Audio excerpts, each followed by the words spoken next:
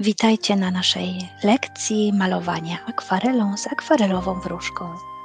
Dzisiaj pokażę Wam, jak narysować taki piękny pejzażyk akwarelką, pejzażyk z kościółkiem.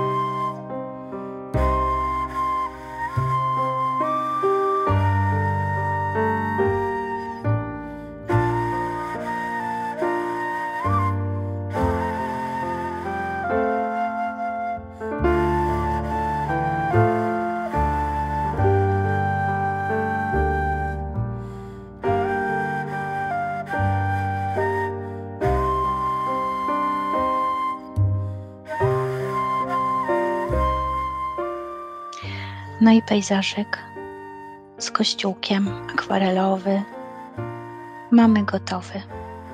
Mam nadzieję, że miło Wam się ze mną malowało, że Wasze obrazki, Wasze akwarelki wyjdą przepięknie. No i że będziecie czerpać radość z tego malowania. Dziękuję Wam za udział w tej lekcji i życzę samych pięknych prac. Do zobaczenia. Aloha!